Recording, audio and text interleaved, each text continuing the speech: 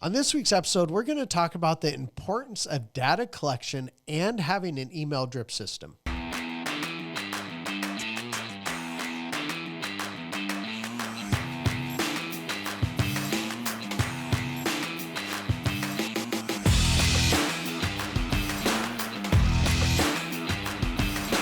Hey everyone, welcome to this week's podcast. I am Chad Owen, the Annuity Sales Coach, and this is Caleb North, the Annuity Expert Case Designer Extraordinaire.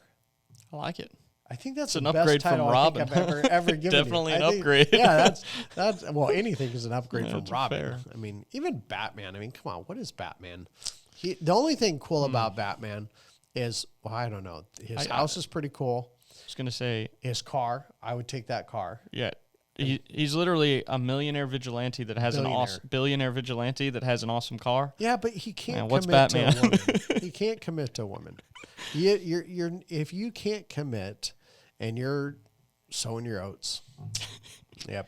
Sorry, Batman. I'm sure he's got plenty of oats to sow. Billionaire vigilante drives a nice car.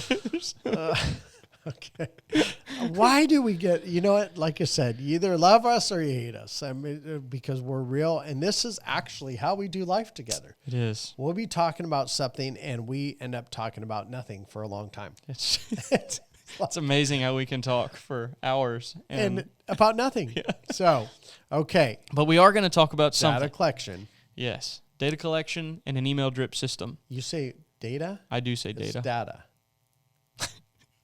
You gotta get you gotta pronounce it right. It's got to be data, not data. I was gonna make a. Is there a Y joke in there? There's no D-A-Y or D-A-I. It's data, D-A-T-A.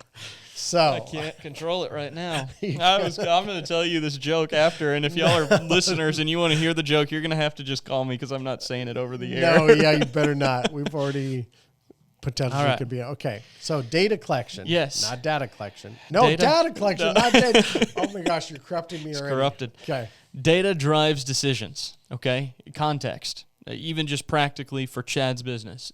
Your lead trackers have literally caused and prompted the decision to terminate lead companies and to increase allocation with lead companies because of the way the numbers are. It just takes the emotion, the feeling, all the stuff out of it, and it's like, is it effective? Is it not? Mm-hmm. Is it efficient? Is it not? Yeah, but that's not the data I was talking about. What was the data you were talking about?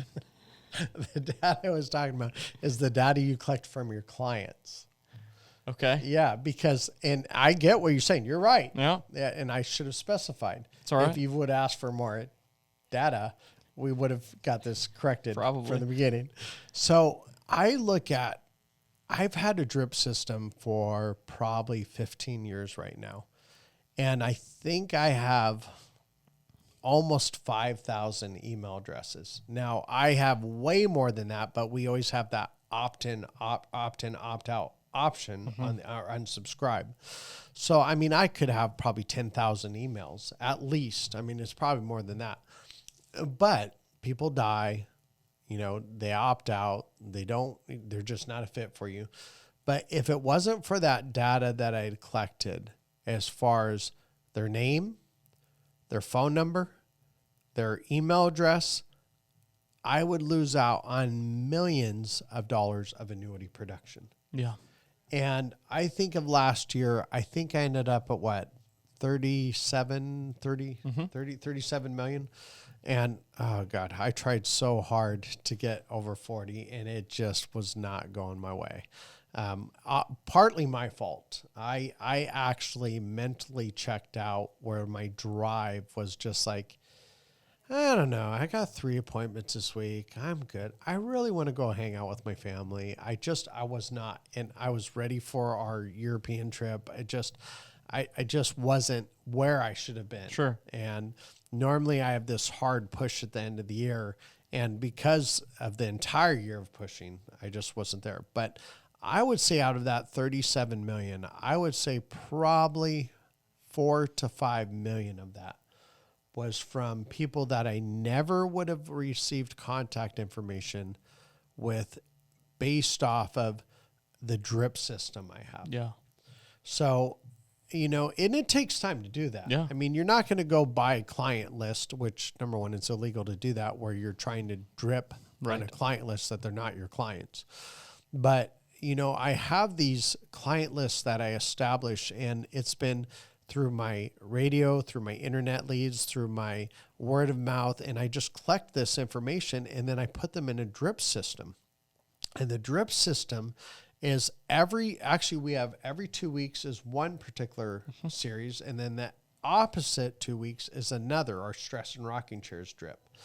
And that stress and rocking chairs drip system we have, by the way, our agents can access that. And if you want to know more about that, you talk to Caleb, and it's Caleb@retirementrealized.com, right? Shoot me an email. Yeah, and not Caleb North, because you still have that one. I still have that one. But it's Caleb, CALEB, at retirement, RETIREMENT, realized, REALIZED.com. And you can find out about this drip system, but it's literally off of my book called Stress and Rocking Chairs. And when I wrote that book, I dumbed it down as much as possible. What do I mean by that? Anything in any field, you can have this super high intellectual conversation that nobody understands. Right. I could talk to you about stinking chickens, which are like your passion. And you go into these things about chickens that, first of all, number one, you've lost me. I don't understand what you're talking about. Recessive gene, this, blah, blah, blah. This chicken breeds with this chicken, and you come out with this super chicken over here.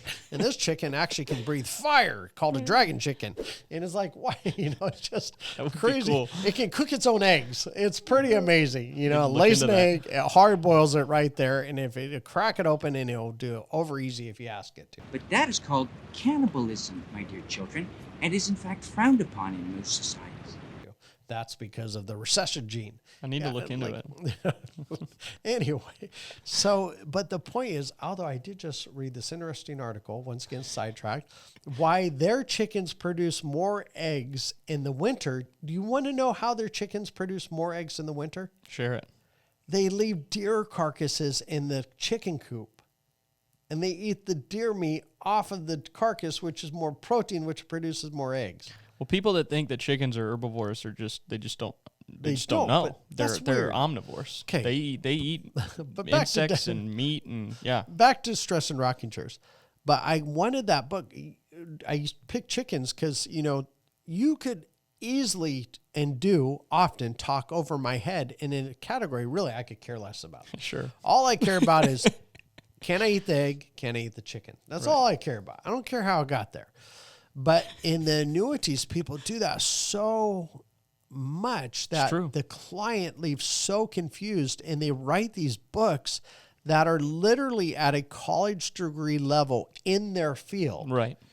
And most people do not have a college degree in the financial arena. In other words, at a level that they could understand at.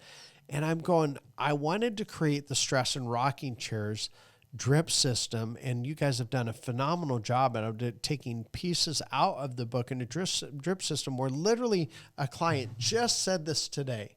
And actually, I'm sorry, this wasn't a client. I still need to call them.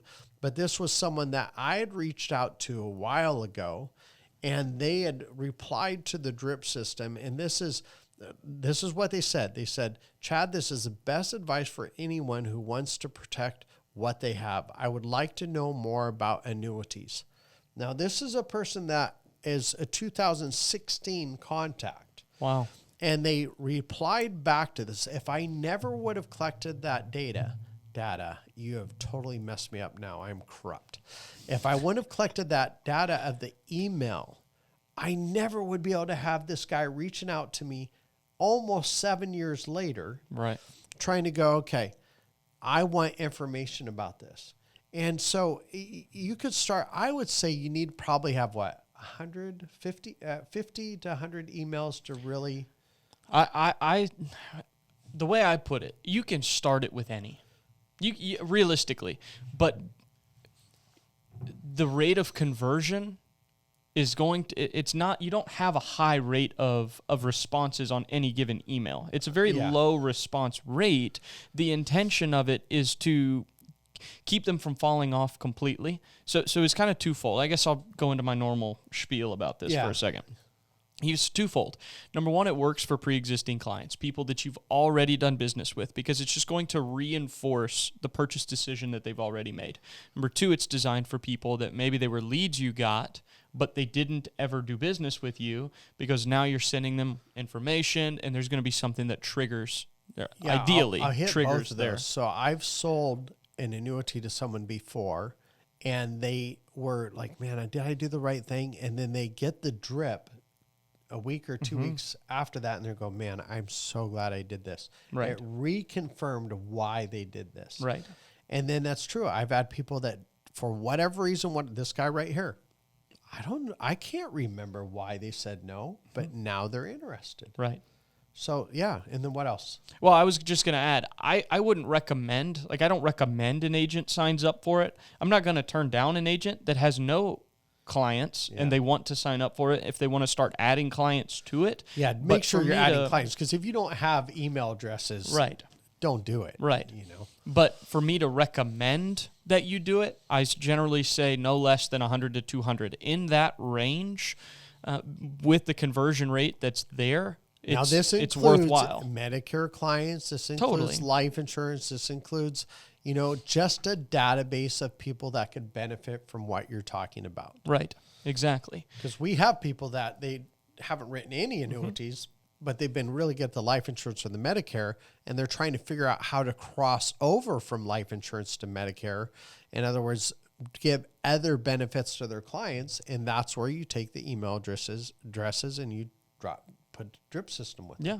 And over time, as you add contacts to it, it becomes less and less and less per email. Yeah. Right? The more contacts you have receiving the email, the less that email costs per time you send it. What does that cost per month? $400 a month. So $400 a month. So that's basically $4,800 a year. That's a $70,000 annuity. Correct. We'll pay for an entire year's drip system. And I've written millions last year from that. So let's just say 5 million, because I think I'm underestimating that. But let's just say 5 million at 6% comp, 600,000. Right. Yeah. 300,000.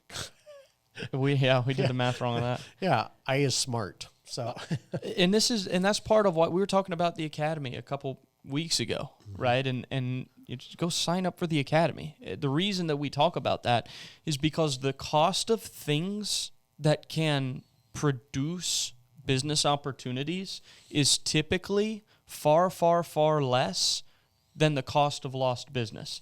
So what do I mean by that? The cost of leads are not the greatest cost to you in this industry. The cost of good training is not the greatest cost to you in this industry. The cost of an email drip system is not the greatest cost to you in this industry. Yep. It's when you don't have those things in place and you end up not writing business, that's where you get hammered. But the problem is you never see those dollars leaving your bank account, so you don't perceive them as such. I mean, think about this.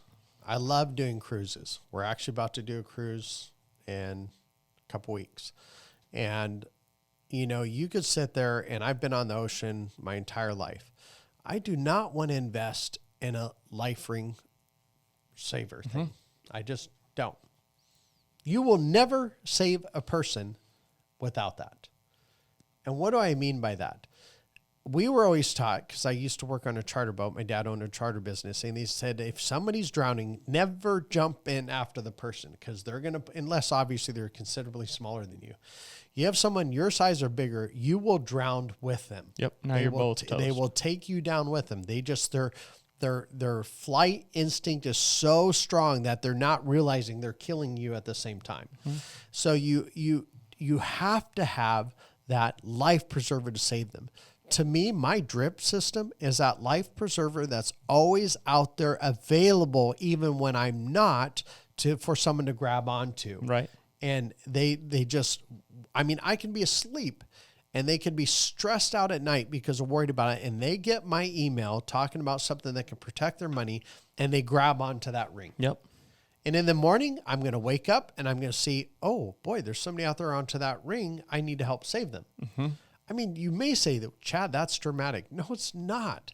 How many times have I had clients stressed out of their stinking mind freaking out because they've lost more money in the market and they're afraid they are never going to be able to retire. Right. Now, that's not a fear tactic. I'm telling you from what people have actually told me. Right. And I've seen it. Going to an appointment, somebody starts breaking down crying. I mean, literally crying because they're so worried about their financial situation. My drip system is literally that life preserver ring that's sitting out there at any time for someone to grab onto. Yeah. And that's how I look at it. And I do look at our products as life or death for some people. Yep. Because stress just jacks you up. That's why I called my book Stress and Rocking Chairs, Two Income Killers of Seniors. Stress because you worry about everything. Rocking chairs because you don't have any money or health to do anything. So you sit on the rocking chair and rock your life away. Yeah. So guys, I'm just telling you, it's time to start investing in yourselves. This is not like the only business in the world where you don't have to put money in. I always, when people are saying, how do I get into the annuity business? Just like you do with every other business. You invest in your advertising, which is your leads. You invest in your education, which is your training. You invest in your knowledge, which is just hours and hours of your own time. It doesn't cost anything to research annuities. Right. But it does cost you money to get experience-driven training, you know, because nobody's going to do this for free. You guys know if I wrote $37 million last year, you know approximately what I made in compensation. You know how much I made off of the Academy last year? 0. You know how much I made off of Retirement Reliance Financial? 0. Why? I'm not taking a draw. I do this right now because I really want to help people. Yeah. And that's what it comes down to. So invest in collecting your data. And then what do? You have to have a drip system to make it work. Yep. Make sure you buy the life preserver. That's right. And I want to add one, in typical podcast fashion, we get to the end, and I always have one thing I want to add. I want to add a thing. It's not just the podcast. And it's some practical value for those of you that are frankly in a position right now. And I agree, Chad, wholeheartedly, that there are going to be things that you're going to just flat out have to pay for.